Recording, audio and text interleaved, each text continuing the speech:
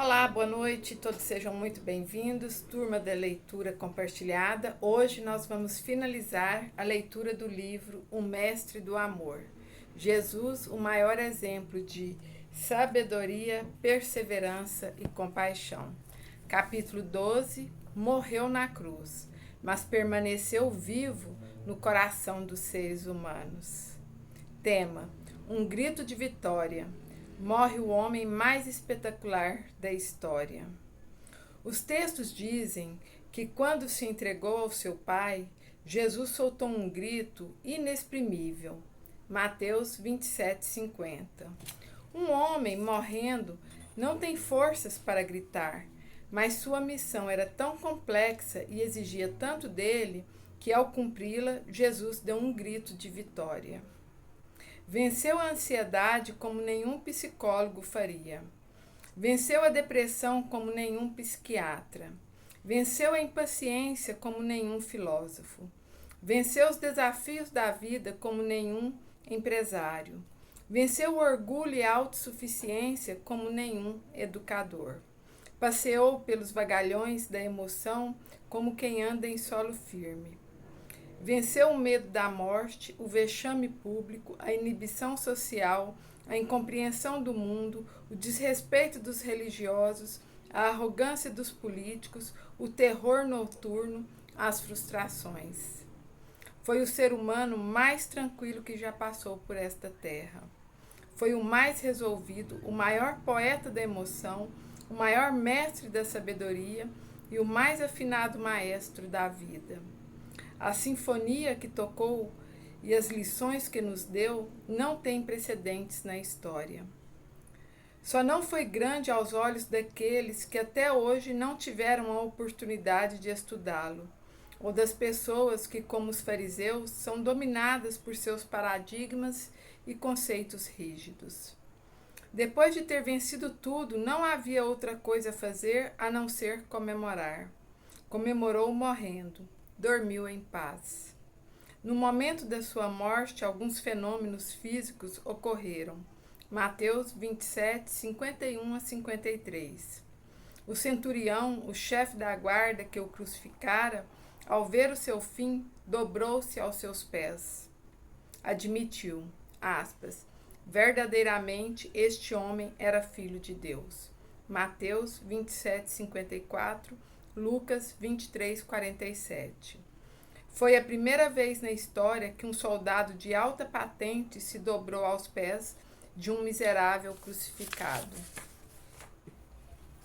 O centurião observara todos os comportamentos de Jesus e guardara tudo em sua memória. Quando o viu morrer consciente, dizendo as palavras que pronunciou, seu coração se abriu e ele descobriu algo extraordinário. Descobriu um tesouro escondido atrás da cortina do corpo magro e abatido de Cristo. Como pode um corpo fraco e dilapidado inspirar homens fortes? Jesus descansou tranquilo, sem ter qualquer dívida com os outros, sem levar nenhuma dívida. Talvez tenha sido a primeira pessoa na história que fechou os olhos da existência sem cicatrizes na memória. Nunca alguém foi tão livre nos terrenos conscientes e inconscientes de sua personalidade. O homem conspirava contra ele, mas Jesus não teve inimigos em sua alma. Tema: a história se dividiu. Maria, mãe de Jesus, chorava copiosamente. João tentava consolá-la, embora estivesse inconsolado. Tomou-a nos braços e conduziu-a pelo caminho, mas estava sem rumo, pois tinha perdido sua bússola. Maria Madalena não queria ir embora. Era como se o corpo sem vida de Jesus lhe pertencesse. Colocou o rosto sobre seus pés e permaneceu no Calvário. A multidão paralisada levou tempo para se retirar. Jesus morreu e descansou de suas dores. A morte lhe deu trégua nas aflições. Antes de ser preso, dissera no jardim do Getsemane, aspas, a minha alma está triste até a morte. Mateus 26, 38. O jardineiro da vida descansou. Precisamos refletir sobre os conflitos da humanidade. Embora mais culta, ela está mais ansiosa e infeliz. Possui mais tecnologia, mas menos sabedoria e menos habilidade para lidar com as perdas e frustrações. Estamos sem referencial, adoecendo coletivamente. A maneira como Jesus Cristo gerenciou seus pensamentos, protegeu sua emoção e lidou com os complexos papéis da história, é capaz de não apenas assombrar qualquer pesquisador da psicologia, mas também de ajudar a prevenir as mais insidiosas doenças psíquicas das sociedades modernas. A psicologia e a psiquiatria têm muito a aprender com a personalidade do homem Jesus. Ele é a maior enciclopédia de conhecimentos sobre as funções mais importantes da inteligência e da saúde da emoção. Ele é a maior enciclopédia de conhecimentos sobre as funções mais importantes da inteligência e da saúde da emoção. O que ele viveu e falou nos momentos finais da sua vida não tem precedente histórico. É a mais bela passagem da literatura mundial. Um dia morreremos também. Quem se lembrará de mim e de você? Que sementes plantamos para que possam germinar nos que ficam? Algumas pessoas são esquecidas para sempre porque viveram, mas não semearam. Outras se tornam memoráveis.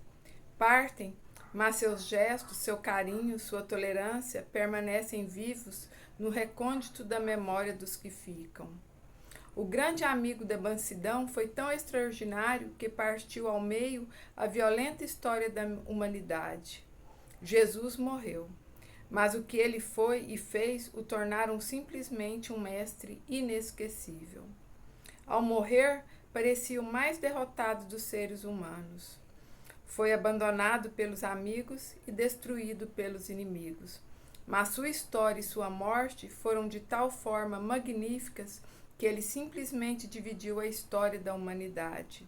A partir da existência de Jesus, ela é contada antes de Cristo e depois de Cristo. Sua tranquilidade e generosidade transformaram-se em gotas de orvalho que umedeceram o seco solo dos nossos sentimentos. O mundo nunca mais foi o mesmo depois que o mestre do amor passou por aqui. Faz muitos séculos, mas parece que foi ontem. Tema: a vida, um espetáculo imperdível. Quando um semeador sepulta uma semente, ele se entristece por alguns momentos e se alegra para a posteridade. Entristece-se porque nunca mais haverá. Alegra-se porque ela renascerá e se multiplicará em milhares de novas sementes. O mestre do amor semeou as mais belas sementes no árido solo da alma e do espírito humanos. Cultivou-as com suas aflições e irrigou-as com seu amor. Foi o primeiro semeador que deu vida por suas sementes. Por fim, elas germinaram e transformaram a emoção e a arte de pensar em um jardim com as mais belas flores. A vida ficou mais alegre e mais suave depois que ele nos ensinou a viver. Jesus foi famoso e seguido de maneira apaixonada, mas perseguido como o mais vil de todos. Soube ser alegre e soube sofrer. Fez da vida humana uma fonte de inspiração. Escreveu recitais com sua alegria e poemas com a sua dor. Teve o maior sonho e a maior meta de todos os tempos. Talvez fosse a única pessoa que conseguia erguer os olhos e ver os campos verdejando quando só havia pedras e areia à sua frente. Ele nos ensinou que é preciso ter metas. Nos encorajou a sonhar com essas metas. Mostrou-nos que podemos romper as algemas do medo e as amarras de nossas dificuldades. Colocou colírio em nossos olhos Perdão. Colocou colírio em nossos olhos e nos revelou que nenhum deserto é tão árido e tão longo que não possa ser transposto. Usou a energia de cada uma de suas células para viver intensamente cada momento e atingir seu grande objetivo. Sua história foi pautada por grandes turbulências, mas ele se considerou privilegiado como ser humano. A cruz foi a expressão solene do seu amor pela vida. Faltam-nos recursos literários para expressar a sua grandeza. Jesus foi um maestro da vida. Transformou as dificuldades e os problemas em ferramentas para afinar os instrumentos da inteligência e da emoção. Regeu a orquestra sinfônica da sabedoria numa terra onde se cantava a música do preconceito e da rigidez. Tinha todos os motivos do mundo para desistir e para desanimar, mas nunca desistiu da vida, nem deixou de se encantar com o ser humano. A vida que pulsava nas crianças, nos adultos e nos idosos era esplêndida para ele. Jesus nos amou com todas as suas forças, apesar de saber que não somos gigantes nem heróis. Jamais se esqueça de que, independentemente de sua religião ou filosofia de vida, a trajetória de Jesus Cristo na Terra revela a mais bela história de amor por você.